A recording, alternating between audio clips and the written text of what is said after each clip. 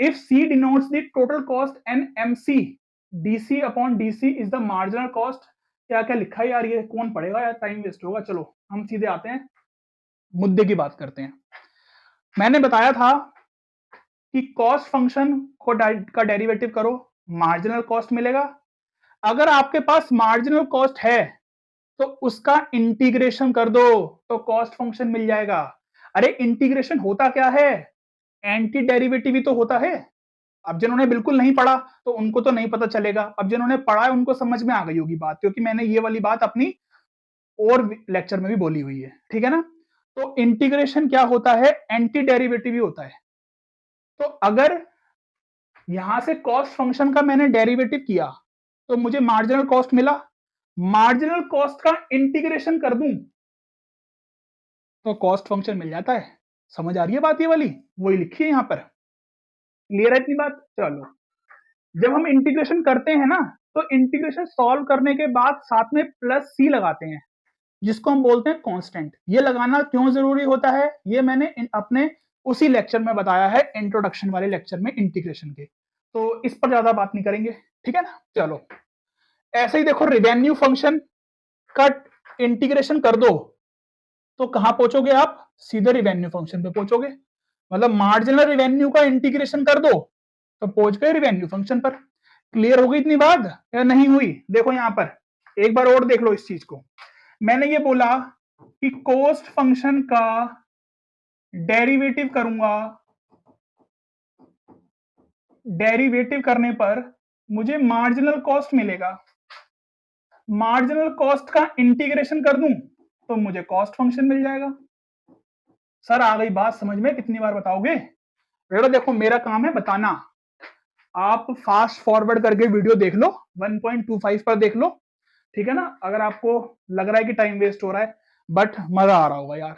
जिसको मजा आ रहा है फटाफट से लाइक कर दो और कमेंट्स करके बताओ कि सर हाँ वीडियो लेके आए हो तो मजा आ गया, ठीक है ना। चलो ये वाली बात समझ में आ गई, और यही सेम बात रिवेन्यू में भी हमारी बैठेगी बात, ठीक है। चलो हटाओ इसे, आ जाओ आगे, फटाफट आ जाओ। खत्म हो गया ये वाला। तो ये जो रिवेन्यू वाला, marginal revenue, cost function, profit function, break even वाला पार्ट सब कंप्लीट हो गया। नेक्स्ट पार्ट आ गया, ये उसी का ही नेक्स्ट पार्ट आ गया, कंज्यूमर सरप्लस, जिस पे बड़ा क्वेश्चन बनता है। आपने देखा होगा बहुत बार देखा होगा आपने, ठीक है ना।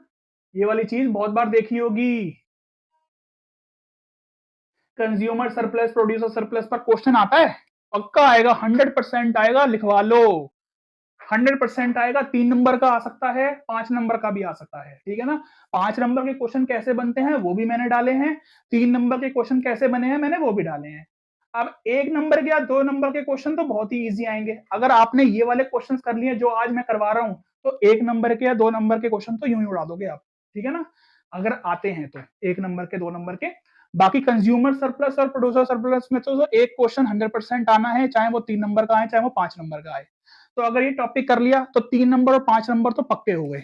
बेटा मैथ्स में एक एक नंबर ही बहुत मैटर करता है, तो जो मिल रहा है ना ले लो, जो मिल रहा है गुरु का प्रसाद समझ के ले लो इसे, ठीक है। चलो कंज्यूमर सरप्लस पे आ जाओ, क्या होता है जी कंज्यूमर सरप्लस। चलो ये पढ़ना है जो लिखा है।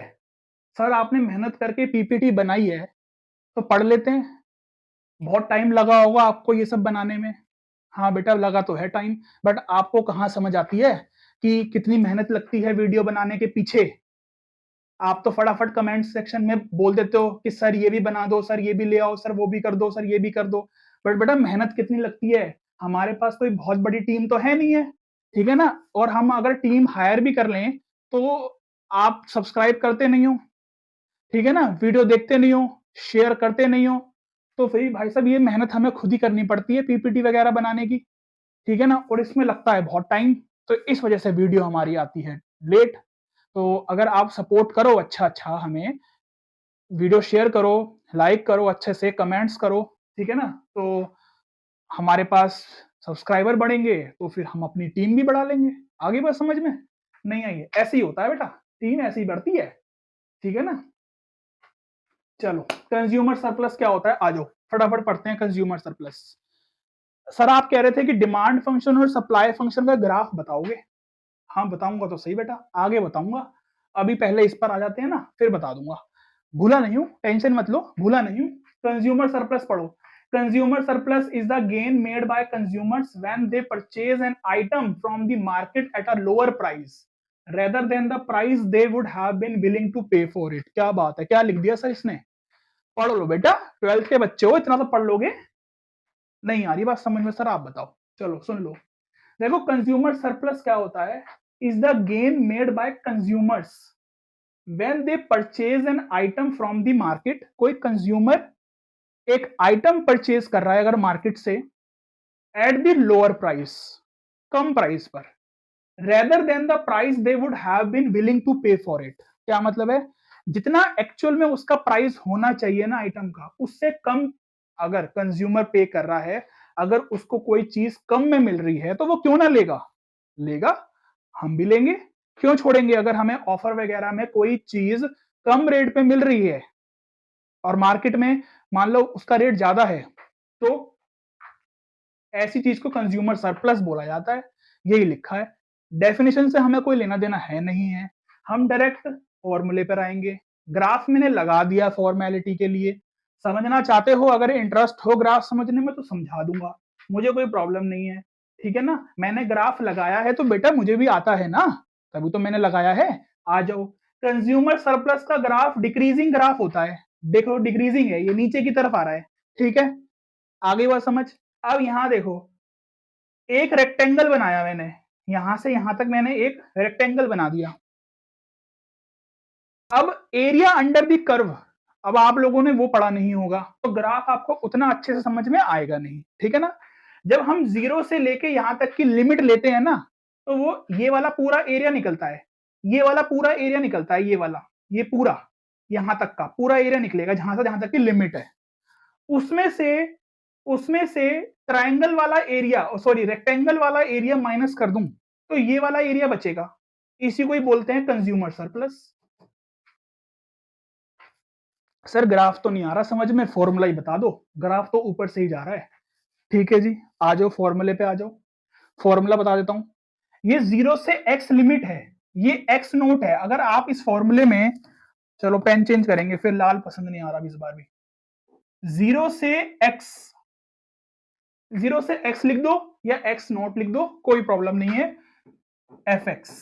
अब इस fx की जगह पर क्या आना है, ये इंपॉर्टेंट है। जब कंज्यूमर सरप्लस की बात होगी ना, तो इस fx की जगह पर हम डिमांड फंक्शन लिखेंगे। हम हटाओ fx नहीं लिख रहे, हम यहाँ पर सीधे लिखेंगे डिमांड फंक्शन, ठीक है ना। ये dx लिख दिया मैंने, इसका मतलब डिमांड फंक्शन है, ठीक है ना। डिमांड फंक्शन निकाल लेंगे हम, अगर क्वेश्चन में नहीं दिया हमें तो डिमांड फंक्शन हम निकाल लेंगे, क्या दिक्कत है। माइनस P0 x0, अगर आपको ये सॉरी P0 x0 है ये, अगर आपको ये नहीं लिखना तो आप डायरेक्ट x लिख के यहाँ पर डिमांड फंक्शन लिखना, इंटीग्रेट करना, लिमिट लगाना। लिमिट कैसे लगाते हैं वो बता दूंगा क्वेश्चन में। इंटीग्रेट करने के बाद upper limit minus lower limit करते हैं, वैल्यू आ जाती है एक, ठीक है। माइनस में x मल्टीप्लाई p, ठीक है ना। बस ये फॉर्मूला याद रखना है आपने कंज्यूमर सरप्लस के लिए। सोचो, एक छोटे से फॉर्मूले से एक 3 नंबर का और 5 नंबर का बड़ा क्वेश्चन हो जाता है, क्या लोगे यार। अप्लाइड मैथ्स वाले बच्चों, आपके लिए ये चीज प्रसाद है, कह रहा हूं ले लो। चलो आ जाओ आगे, प्रोड्यूसर सरप्लस पर आ जाओ, प्रोड्यूसर सरप्लस पर आ जाओ। देख रहे हो बेटा कितनी मेहनत करी है पीपीटी बनाने में, अकेले बनाई है, अकेले, कोई टीम नहीं है, समझ रहे हो। चलो, the producer surplus is the gain made by producers when they sell an item in the market at a higher price। अच्छा, अब ये चीज वो आ गई ना कि प्रोड्यूसर को सरप्लस कब होगा, जब वो अपना आइटम ज्यादा का सेल कर दे, जितना मार्केट में, जैसे rather than the price they would have to willing to sell it, जितने का वो आइटम बिकना चाहिए था उससे ज्यादा कब बिक गया, समझ रहे हो ये वाली बात। तो प्रोड्यूसर सरप्लस हो गया ना। आ जाओ अब ग्राफ पर आ जाओ। सर ग्राफ की क्यों फॉर्मेलिटी कर रहे हो, समझ में तो हमें फिर भी नहीं आना। बेटा सुन लो यार, आ जाओ। इसका ग्राफ होता है इंक्रीजिंग ग्राफ, ठीक है ना। ये देखो इंक्रीजिंग ग्राफ है, ये रहा ग्राफ इंक्रीजिंग ग्राफ। अब देखो, अगर यहां से 0 से यहां तक की मैं लिमिट लूंगा ना अगर, तो ये वाला पूरा एरिया निकलेगा, ये पूरा एरिया, ये वाला पूरा एरिया आएगा, ये पूरा। समझ आ रही है बात। ये वाला पूरा एरिया, ठीक है ना। अब ये चीज क्या है, रेक्टेंगल है, तो सबसे पहले तो रेक्टेंगल का एरिया निकालेंगे। रेक्टेंगल का एरिया होता क्या है, वही तो होता है एक्स इंटू पी कर दो, फॉर्मूले में वही डालते हैं हम, देख लो एक्स इंटू पी ही तो डाला है फॉर्मूले में, ये रेक्टेंगल का एरिया ही तो है। और उसके बाद माइनस कर दो, यहां से यहां तक का ये वाला एरिया माइनस हो जाएगा, क्योंकि हमें ये वाला एरिया चाहिए ना, ये है ना प्रोड्यूसर सरप्लस, तो ये वाला एरिया माइनस हो जाएगा, यहां से यहां तक लिमिट, और ये कर्व यानी कि सप्लाई फंक्शन, ये सप्लाई फंक्शन है। क्लियर होगी इतनी बात। चलो फॉर्मूले में देख लो प्रोड्यूसर सरप्लस कैसे बना हुआ है, वही है, यहां से जो ये x मल्टीप्लाई पी हो रखा है ना, या p मल्टीप्लाई x है, ये रेक्टेंगल का एरिया है, इसमें से माइनस कर दो लिमिट लगा के 0 से x सप्लाई फंक्शन, यहां पर सप्लाई फंक्शन आ जाएगा, ठीक है ना। उस वाले फॉर्मूले में ये चीज पहले लिखी जाती है और डिमांड फंक्शन आता है, माइनस करते हैं फिर ये प्रोड्यूसर सरप्लस में ये चीज पहले आएगी, उसमें से माइनस कर देंगे ये वाली चीज, और जब इंटीग्रेट करते हैं तो सप्लाई फंक्शन आता है प्रोड्यूसर सरप्लस में। क्लियर हो गई इतनी बात। दो टॉपिक हैं छोटे छोटे से, इस पर क्वेश्चन बनता है, बताओ आ जाओ फटाफट से, एक छोटा सा टॉपिक रह गया बस, इक्विलिब्रियम प्राइस एंड क्वांटिटी, ठीक है ना, बस ये छोटा सा टॉपिक रह गया, खत्म, थ्योरी खत्म। कितनी, मुझे लगता है कि यार 20 मिनट या 25 मिनट की बनी होगी बस वीडियो, थ्योरी पे है ना। तो क्वेश्चंस करेंगे बहुत सारे अभी, आ जाओ फटाफट से। इक्विलिब्रियम प्राइस एंड क्वांटिटी देख लो क्या कह रहा है। जैसे मैंने बोला था ना, अभी पढ़ाया था आपको कि ब्रेक इवन, जहां पर ब्रेक इवन पॉइंट की बात हो या ब्रेक इवन वर्ड लिखा हो ना, उसका मतलब क्या होता है कि कॉस्ट फंक्शन और रेवेन्यू फंक्शन को इक्वल रखना है, ठीक है। वैसे ही इक्विलिब्रियम वर्ड अगर लिखा आया क्वेश्चन में, इसका मतलब होता है demand function equal to supply function. Demand function हम निकाल सकते हैं अगर नहीं दिया हमें, सप्लाई फंक्शन नहीं दिया हम निकाल सकते हैं, अगर दोनों चीजें दी हुई हैं तो बहुत अच्छी बात है। तो डिमांड फंक्शन और सप्लाई फंक्शन को इक्वल रख दो, इक्विलिब्रियम वाला क्वेश्चन सॉल्व हो जाएगा, ठीक है ना। क्या है ये, इक्विलिब्रियम प्राइस एंड क्वांटिटी, ठीक है ना। तो जब इसको सॉल्व करेंगे ना, तो इसको जब सॉल्व करेंगे डिमांड फंक्शन और सप्लाई फंक्शन को इक्वल रख के, तो x की या p की वैल्यू निकल के आएगी, उसमें जो x होता है उसको बोलते हैं इक्विलिब्रियम क्वांटिटी, और उस x से डिमांड फंक्शन में वो डाल दो x की वैल्यू, या सप्लाई फंक्शन में डाल दो, वहां से जो p निकल के आएगा उसको बोलते हैं इक्विलिब्रियम प्राइस। आगे बात समझ, बोलो। थक गया बोलते बोलते लगातार, क्वेश्चंस करवाने में कम बोलना पड़ता है क्योंकि लिखना ज्यादा पड़ता है, थ्योरी समझाने में बोलना बहुत पड़ता है यार, हालत खराब हो गई सच्ची। चलो लाइक कर दो इसी बात पे फटाफट से, आ जाओ फटाफट। क्या हो गए, अरे चलो, मैंने बोला था कि सर अभी डिमांड फंक्शन और सप्लाई फंक्शन का ग्राफ बताऊंगा, तो जो बोला था वो करके दिखाऊंगा मैं, आ जाओ।